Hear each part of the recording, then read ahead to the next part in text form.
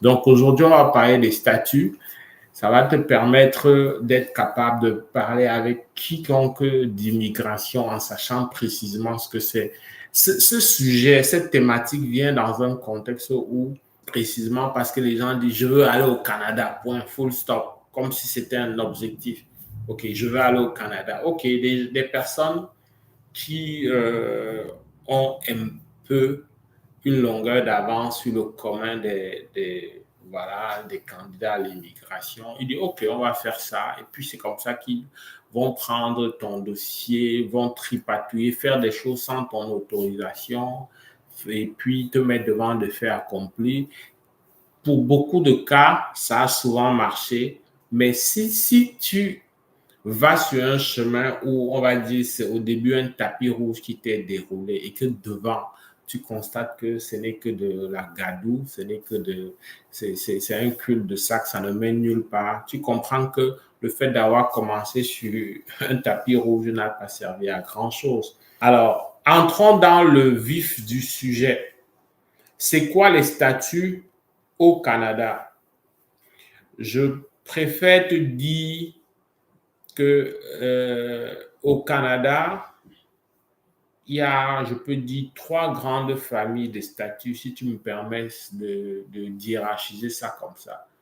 Il y a ce qu'on appelle les statuts temporaires, le statut permanent et ce que je vais appeler le statut de plus que permanent, l'ultime statut. Plus concrètement, qu'est-ce que ça veut dire? Tu peux entrer dans un avion pour venir au Canada dans le cadre d'une immigration temporaire.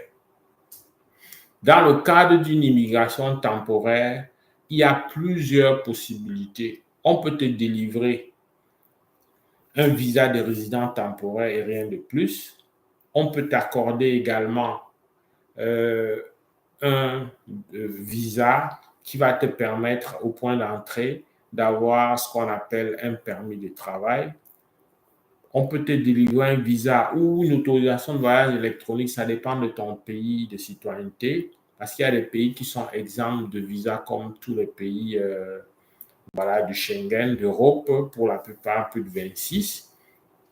Alors, étudiants étrangers et travailleurs étrangers, ce sont les deux seuls statuts, ce qu'on j'appellerais des statuts temporaires dans la première hiérarchisation, comme je te dis, dans le premier palier. Travailleurs étrangers et étudiants international, encore appelé étudiants étrangers. Voilà les deux seuls statuts temporaires. Il n'existe pas un autre statut temporaire. Je te vois me dire, mais attends, mais comment je ne cite pas visiteur. Je t'ai toujours dit ici que le fait d'avoir un visa de résident temporaire, c'est-à-dire le fait que tu sois visiteur, ce n'est pas un statut. C'est un droit d'entrée, mais ce n'est pas un statut. C'est quelqu'un qui a l'autorisation de fouler le sol du Canada, mais rien de plus. Pour comprendre que ce n'est pas un statut, c'est par exemple, si tu es dans un métier réglementé, tu ne peux pas, par exemple, avec ton visa visiteur, venir faire le TECFE, qui est le test de français écrit pour les enseignants. Tu ne peux pas. Tu ne peux pas, avec ton visa visiteur, venir faire ton examen de l'ordre des infirmiers ou des infirmiers auxiliaires ou peu importe. Il te faut absolument un statut, ça fait partie des pièces à fournir. Et il y a une dame, une voyante dame qui me le confirmait encore pour son cas, qu'il fallait absolument qu'elle ait un statut avant de présenter son examen de l'ordre. Donc, c'est quand on parle que ça m'allume qu'effectivement, c'est en cohérence avec ce que je savais déjà. C'est-à-dire que l'enseignant, tu ne peux pas faire le TECFE sans avoir eu voilà, au moins soit un permis de travail, soit un permis d'études. Donc, étudiant étranger à travers permis d'études et travailleur étranger à travers permis de travail, peu importe le type de permis, que ce soit permis ouvert, permis fermé, on ne va pas revenir là-dessus. Donc, un visiteur, c'est pas celui qui est visiteur. celui qui est super visa, celui qui a un super visa visiteur, celui qui a un permis de séjour temporaire. Parce que bon, le grand public ne connaît pas ce qu'on appelle permis de séjour temporaire. Mais ça, c'est quelqu'un qui a une urgence, pour simplifier le langage, a une urgence au Canada, mais qui n'a pas l'autorisation légale d'entrer. Mais dans la hiérarchie des priorités, peut-être que ce pourquoi il vient humainement, de façon humanitaire, c'est super important. Du coup, on peut lui faire une dérogation spéciale. Par exemple, si tu dois être aux côtés d'un époux ou d'un frère aîné ou d'un parent qui a un problème de santé sérieux et que tu sois vraiment la personne qui soit habilitée et dans un contexte d'interdiction de territoire, alors on peut t'accorder exceptionnellement l'entrée. Ça fait partie des cas que je te dis souvent que j'ai la capacité de lever une interdiction de territoire. Mais ce n'est pas dans tous les cas d'interdiction de territoire que ça marche. Donc, voilà pour ce qui est du premier palier des statuts. Travailleurs étrangers, que ce soit avec permis ouvert ou permis fermé, ou voilà, étudiants étrangers, encore appelé étudiant international, avec un permis d'études valide. Quand tu fais une demande de prorogation, même si tu n'as pas une réponse, ton statut est réputé continué. C'est le nouveau vocabulaire qu'on utilise, statut continué. Ça s'appelait avant statut implicite. Voilà.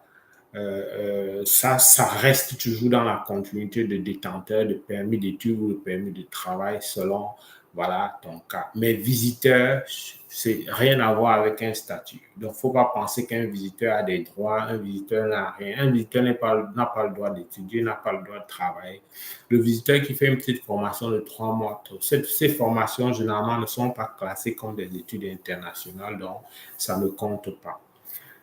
C'est de la même manière qu'un travailleur peut faire parallèlement cette petite formation-là, donc ça ne compte pas de toute façon. Donc, il n'y a pas de statut de visiteur, ce n'est pas un statut, c'est un droit d'entrée et de séjourner, rien de plus. Parce qu'un statut, ça vient avec des droits. Vous savez, un étudiant international ou un travailleur étranger, il y en a qui ont des allocations, ils sont tenus de faire la déclaration d'impôts, etc. Et ça fait partie ce sont les éléments qui marquent la démarcation et qui montrent que un visiteur, il a beau renouveler, proroguer, ça reste que voilà, il n'a pas de statut, il ne peut pas, par exemple, faire sa déclaration d'impôt, il ne peut pas bénéficier des mesures comme les allocations, etc. Ça, c'est le premier palier. Le deuxième palier, c'est ce que tout le monde, le palier auquel tout le monde aspire. C'est pratiquement le palier par lequel tout le monde voilà, passe pour avoir une stabilité ou ce qu'on va appeler un droit de cité même au Canada. Ça s'appelle résident permanent. Comme son nom l'indique littéralement, réside permanemment. C'est lorsque tu passes du premier palier au deuxième palier, là, le monde est complètement, ça change complètement pour toi. Quand tu étais étudiant, tu avais l'obligation d'étudier à temps plein pendant la durée de tes études, à moins que ce soit ce qu'on appelle un congé planifié, c'est-à-dire un congé de calendrier comme la trêve de Noël, les congés d'été. Mais en dehors des congés planifiés, tu es supposé être aux études à temps plein. Ça, il n'y a rien à faire. Le travailleur étranger, en dehors de ces moments de congé, qui peut être un congé maladie, qui peut être un congé annuel, normalement, en dehors de ça, il est supposé être au boulot à temps plein aussi. Parce que tu ne peux pas être travailleur étranger qui a un temps partiel, à moins que tu sois dans le cadre d'un permis ouvert. À ce moment, la législation voilà, t'octroie ces avantages de travailler pour qui tu veux et selon le nombre d'heures que tu veux. Mais c'est complètement différent quand tu deviens résident permanent. Quand tu deviens résident permanent, je n'encourage pas, mais tu peux décider de dormir chez toi Tu peux même décider de dire, OK, je prends 1 an ou 2 ans de congé dans mon pays de résidence ou d'origine. Je m'en vais assister mon père, ma mère ou, je sais pas moi, quelqu'un qui est malade, ou je m'en vais mieux arranger une carrière après Canada ou une deuxième carrière. Tu peux faire 2 ans avant de revenir. Personne ne te demandera. Il suffira seulement le moment venu d'avoir ce qu'on appelle la carte de résidence permanente. Et tu comprends que c'est un statut aussi, tellement puissant que tu as juste besoin de la carte pour, pour voyager. Le travailleur étranger, l'étudiant international a besoin de visa parce qu'il est étranger. Et c'est comme ça qu'il y a la plus vraie grande différence. Il y a même un fossé entre les deux. Parce que eux, là, s'ils n'ont pas de visa, ils ne pourront pas retourner. Ils auront des complications. C'est pour ça que quand tu es étudiant international ou travailleur étranger, tu dois t'assurer d'avoir un visa. Tu vas regarder ta vignette avant de voyager, et regarder si ton passeport est valide et partir maintenant seulement en sachant qu'avec ça, à moins que tu vas aux États-Unis ou à Pierre et Miquelon, si tu vas dans ces deux endroits-là, tu peux retourner directement sans problème si tu n'es pas allé ailleurs. Voilà les exceptions pour un étudiant étranger ou un travailleur voilà, international. Sinon, la règle, c'est que tu dois avoir ce visa. Alors que le résident permanent, dès qu'il a déjà sa carte, il part, il s'installe, il tourne en rond, il garde juste bien sa carte. Même si son passeport se périme là-bas, il peut refaire l'autre, puisqu'il est peut-être dans son pays d'origine. Il refait l'autre, il voyage. Donc, il peut rester 1 an, 2 ans. Il peut dire que non, j'ai laissé une fiancée ou un fiancé là-bas. Je m'avais bien arrangé ma situation. Alors, il tape 1 an, 2 ans. Par contre, il y a ce qu'on appelle, selon l'article 28, l'obligation de résidence qui veut que tu, sur les 5 dernières années, quand tu, qui viennent avant un contrôle, il faut que sur les 5 dernières années, tu aies démontré 2 années pleines de résidence sur le territoire du Canada. C'est l'équivalent de 730 jours. Il faut que tu démontres 730 jours sur les 5 dernières années quand tu passes à un poste frontière, à un point d'entrée. Qu'est-ce que ça veut dire? Ça veut dire que quand tu fais 2 ans dans ton pays, tu reviens. On regarde, si tu reviens par exemple en août 2025, on regarde de août 2025 à août 2023. Bon, à août 2020. Mais si tu es nouvellement, si c'est ta première tranche de 5 ans en tant que résident permanent, on regarde, OK, il était résident permanent en 2023 et il est parti, il revient en 2025. Donc, lui, on doit compter sa tranche de 2023 à 2028. Est-ce que si on le laisse entrer et qu'il reste le reste du temps, est-ce que ça lui permet de remplir, de rencontrer l'obligation de résidence? Si la réponse est oui, on te laisse entrer. Donc, je répète, j'ai ma carte de résident aujourd'hui par la poste, je voyage, je fais 2 ans, je reviens. On va vérifier, OK, comme c'est ma première période de 5 ans, donc on ne va pas m'évaluer de la même manière que les autres. On va m'évaluer à partir de la date d'émission de mon statut, à quel moment je suis devenu résident permanent. Si je suis devenu résident permanent en août 2023, même si de août 2023 à août 2025, j'étais hors du territoire, on va voir que ma première période finit en 2028. Est-ce que si on me laisse entrer en 2025, je pourrais compléter les 730 jours? La réponse est oui. Si la réponse est oui, alors on te laisse entrer. Mais si tu restes plus longtemps et que peut-être il te reste, pour que la période de 5 ans finisse, il te reste même 729 jours, c'est fini. Tu as perdu ton statut. Tu ne peux plus entrer. Ça, c'est seulement pour tes premiers 5 ans. Bon, il y en a qui ont les deuxièmes périodes de 5 ans, hein, parce que ce n'est pas tout le monde qui prend la citoyenneté. Moi, j'ai eu une collègue, elle était à 11 ans. J'ai aussi eu un autre collègue dans mon école secondaire avant, là-bas. Lui, il vient des Antilles françaises, un pays d'Antilles français. Il était à plus de 13 ans. Il n'a pas demandé de citoyenneté. Bon, leurs raisons semblent se ressembler, c'est les raisons d'argent, parce que pour faire la demande de citoyenneté, ça vient avec des frais. Bon, ils estiment qu'en tant que résident permanent, ils ont droit à tout, donc ils ne sont pas obligés de demander la citoyenneté, puisque avec leur résidence permanente, ils vont partout. Ils n'ont pas de problème pour se déplacer en tant que tel, parce que ça reste résident permanent du Canada, donc peut-être que s'ils n'ont pas l'intention de voyager beaucoup, ben, c'est pas trop un enjeu pour eux. En tout cas, ceux qui font plus que 5 ans de résidence permanente, quand on veut apprécier maintenant pour eux, on prend les 5 dernières années parce qu'eux, ils ont déjà une historique de plus de 5 ans de résidence. Donc, eux, on prend à partir de la date où ils se présentent, soit à un poste frontière, soit même s'ils sont sous le territoire, peut-être le moment du renouvellement, on calcule. Donc, c'est ça, un résident permanent, donc, c'est ce vers quoi aspire le travailleur étranger, c'est ce vers quoi aspire l'étudiant étranger. C'est quoi la moralité avant de parler du dernier palier? Ça vient quand même questionner, mais je n'en veux pas aux gens. Je n'en veux pas aux gens parce que tellement tout le monde parle d'immigration, mais personne, quand tu vois des gens parlent d'immigration, mais ils ne veulent pas faire des efforts pour comprendre, pour maîtriser les nuances. Mais ça parle quand même d'immigration. Et parfois, ça parle avec beaucoup de condescendance, beaucoup d'auteur, beaucoup de suffisance. Pourtant, il y a beaucoup de limites qui se cachent. Mais comme le grand public n'est pas nécessairement au fait des vraies réalités, ben, c'est un discours biaisé qui passe malheureusement.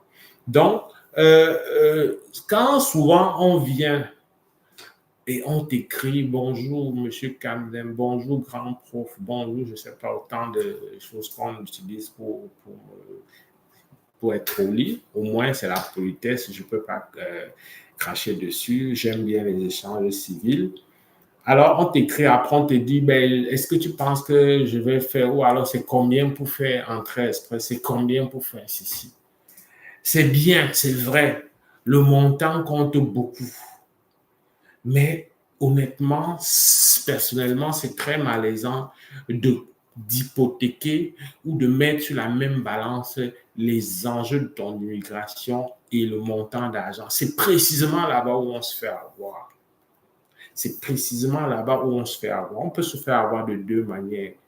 Soit en détectant que, voilà, il a un discours qui est très carré, il vient avec déjà une ligne comme s'il était un expert, et puis le véreux lui dit, OK, donne-moi tel montant pour ça, moi je te garantis ça, ou je vais, on te donne un discours qui est bien emballé, et puis tu tombes là-dedans. Alors que la première question, c'est un peu, j'aime toujours prendre l'image du médecin. Ce n'est pas, même si le médecin, quand tu viens vers lui, il voit que tu fais la fièvre, il voit que donc il voit déjà peut-être les symptômes du paludisme, il ne peut pas, techniquement, pour quelqu'un qui a la rigueur professionnelle, il ne peut pas te dire, va comment, il ne peut pas te faire une ordonnance. S'il le fait, c'est à risque. Ça se fait très souvent en Afrique parce qu'on est dans un contexte de précarité, on est dans un contexte où les gens n'ont pas vraiment de quoi se soigner, ne peuvent pas se permettre des examens, etc. Mais quand un médecin est vraiment face à un patient qui semble avoir une assurance maladie ou qui semble avoir les moyens pour se soigner, il fait les choses normalement. Et c'est tellement, on est dans un contexte de précarité que quand c'est souvent fait comme ça, le grand public semble interpréter ça comme une façon de spolier, de soutirer de l'argent, alors que c'est la norme des choses. Donc, à cause de la précarité, on s'écarte souvent de la norme et on empêche et on induit le professionnel à aller dans son sens. Crois-moi, c'est une mauvaise nouvelle si le professionnel cède à cette tentation d'aller dans ton sens. Quand tu viens donc vers quelqu'un, voici pourquoi, voici l'enjeu des statuts dont je veux te parler. Quand tu viens vers quelqu'un en l'orientant vers quelque chose, tu n'es pas en train de te faciliter la tâche. Parce que s'il n'est pas très sûr de lui, s'il n'a pas un protocole bien établi, s'il n'a pas de valeurs, il va face à ce potentiel candidat. Si pour lui avoir les clients, ce n'est pas la chose la plus régulière, ou plutôt il a des clients, mais il se donne des objectifs tellement élevés en matière d'accomplissement social, mais il va prendre tout ça et puis ça veut dire que toi, tu n'es qu'un chiffre, tu n'es qu'un moyen d'atteindre un montant d'argent dans sa vie, dans ses objectifs financiers. Il ne faut pas tomber dans ce piège. Donc, quand tu viens vers un professionnel, ne dis pas, je veux la résidence permanente. Tu veux la résidence permanente, qu'est-ce que tu en sais?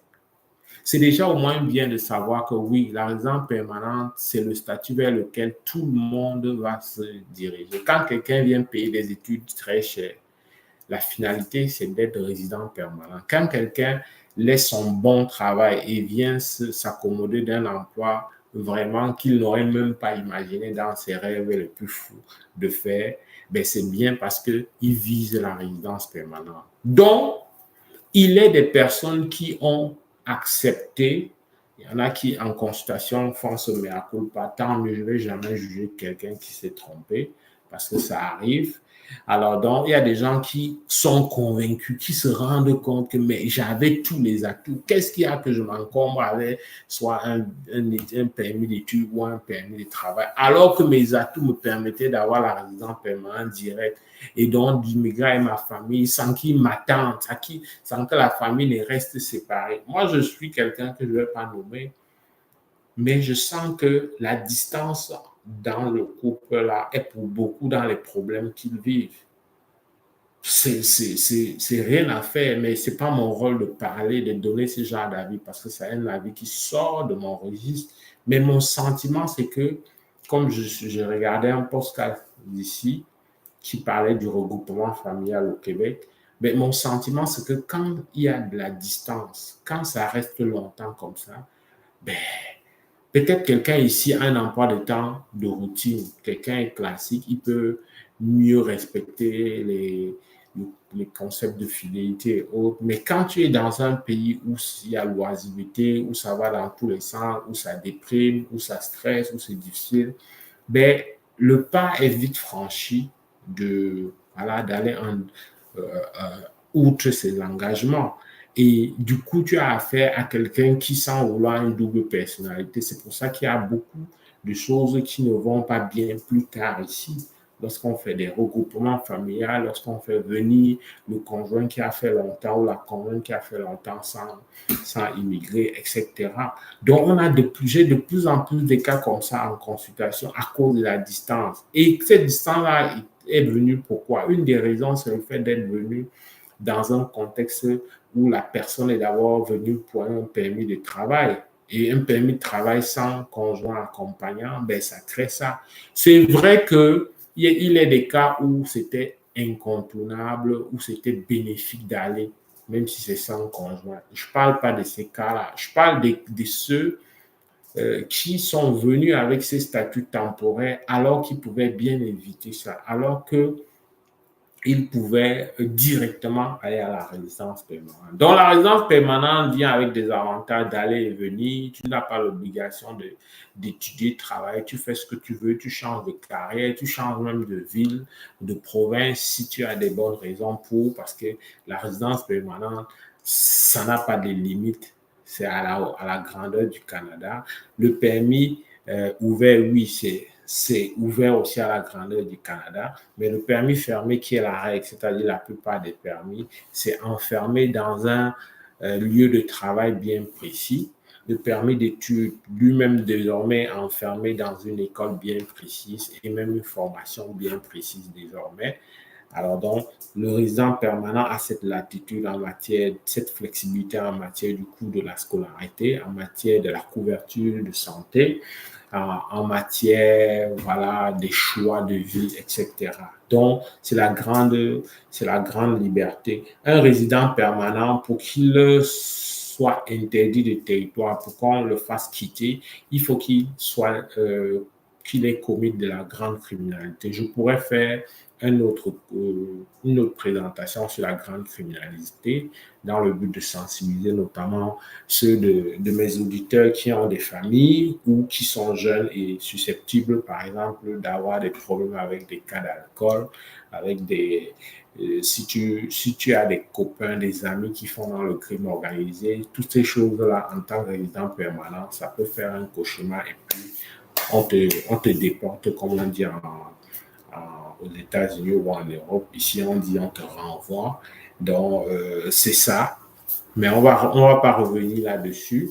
Donc, voilà ce que le résident permanent permet. Après, dernier palier pour terminer, je ne vais pas beaucoup insister dessus, c'est la citoyenneté. La citoyenneté, en l'état actuel, s'obtient après 36 mois de vie sur le territoire. Je crois que 36 mois, là, c'est 1080, je ne sais pas, c'est 97, quelque chose comme ça, 1097 jours. Je peux me tromper, mais calcule 365 fois 3. Dès que tu es sûr que tu as fait 365 fois 3, alors tu es éligible à appliquer pour la citoyenneté. La citoyenneté, il n'y a vraiment pas de différence avec la résidence permanente. La seule et unique différence, c'est au niveau euh, des droits comme le droit de vote. OK?